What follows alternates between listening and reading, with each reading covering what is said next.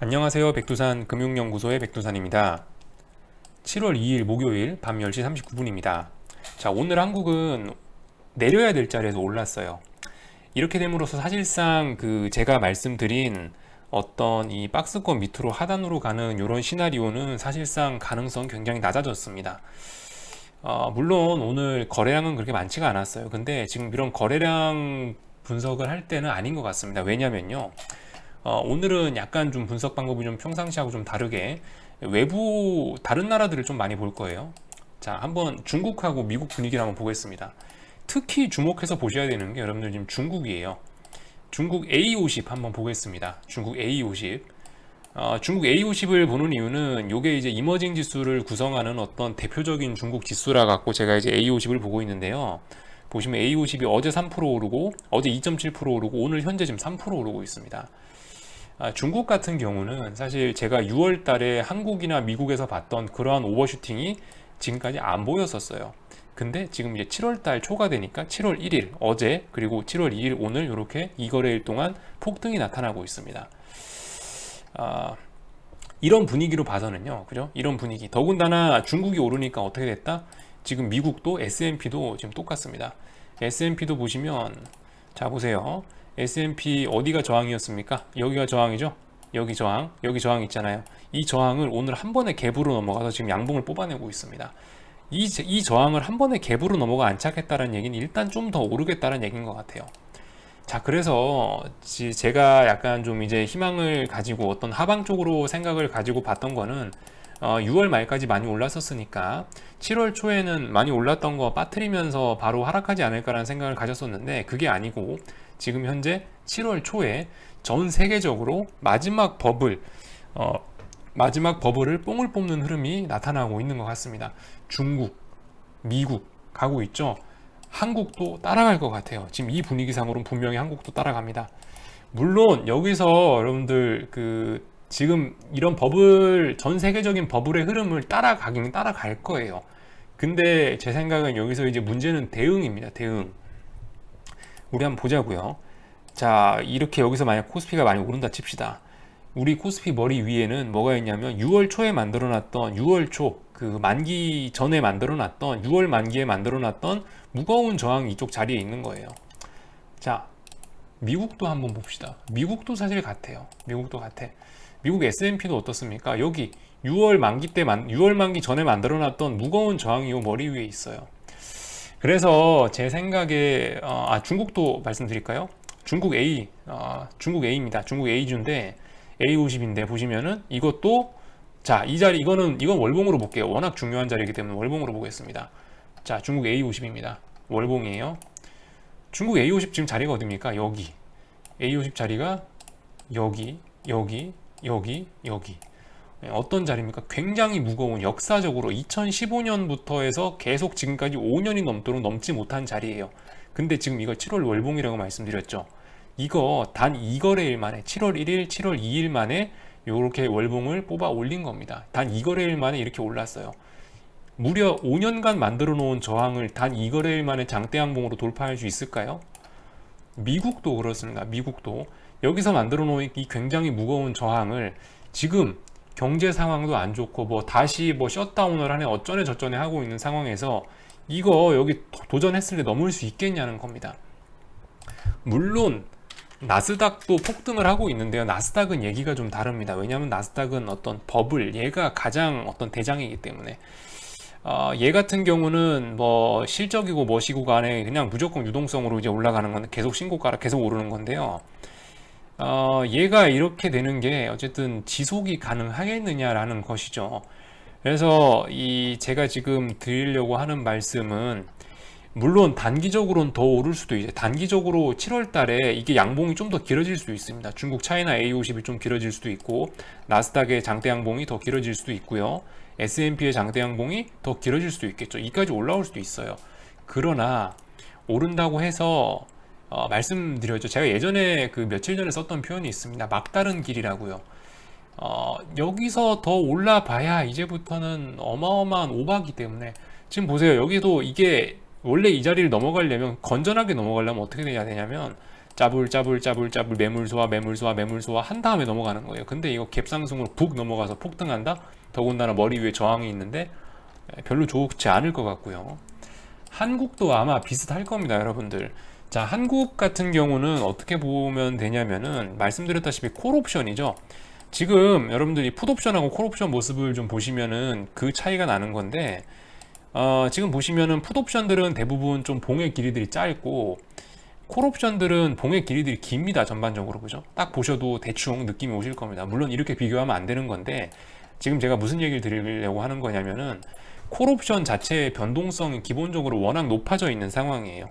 그렇기 때문에 여기서 콜옵션이 만약에 우리도 중국, 미국처럼 폭등한다 라고 한다면은 이건 결과적으로 오버슈팅밖에 안 되는 겁니다. 그러니까 진퇴양난이에요.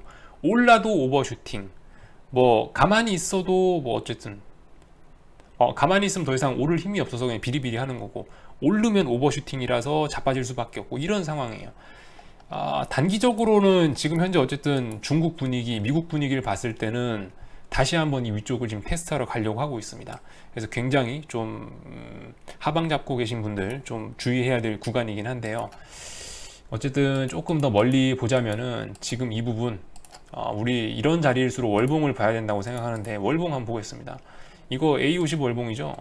이거 단 2거래일 만에 만들어 놓은 건데, 이거 월봉 완성되려면, 이렇게 예쁜 그림으로 월봉이 완성되려면 무려 29일 8시간을 버텨야 됩니다. 이거 버틸 수 있을까요? 5년간 만들어놨던 저항을 2거래일 만에 장대양봉 2개로 올라온 건데요. 보이시죠? 장대양봉 2개로 올라온 건데 이걸로 견딜 수 있을까요? 물론 미쳤기 때문에 하루 이틀 더 오를 수는 있을 겁니다. 하지만 오른다고 해도 얘도 결과적으로 좀 어떤 막다른 길일 것이다 라는 말씀을 드리는 거죠. 상해종합으로 봐도 똑같습니다. 상해종합으로 보나 뭘로 보나 다 똑같아요. 상해종합 같은 경우도 어제 2%, 어제 1.3%, 오늘 2.1% 이렇게 올랐어요. 이것도 똑같습니다. 지금 굉장히 무거운 저항 자리에 와 있어요. 굉장히 무거운 저항. 여기 2019년 5월달 여기 만들어놨던 저항, 2020년 1월달에 만들어놨던 저항 자리에 이거 월봉인데요. 이 월봉 유지할 수 있을까 저는 의문입니다. 28일, 28일, 18시간 남았는데 이동안 유지할 수 있을까, 이게 의문인 거예요. S&P나 나스닥도 같은 생각입니다. 오늘 나왔던 이 양봉들 과연 이 고점을 돌파할 수 있을 것이며, 29일 7시간 남았는데 이거 과연 지킬 수 있겠냐, 우리 한번 생각을 해봐야 된다는 거죠. 나스닥도 그래요. 지금 여기서 한 번 더 장대 양봉 뽑아낸다 칩시다. 그래봐야 물론 어디까지 오를지 몰라요. 지금 그게 정말 무서운 점입니다. 그게 정말 무서운 점인데, 그럼에도 불구하고 어쨌든 이 무서운 그림을 29일 7시간 동안 유지시킬 수 있겠냐, 이 부분은 우리 한번 생각을 해봐야 되겠다는 점이죠.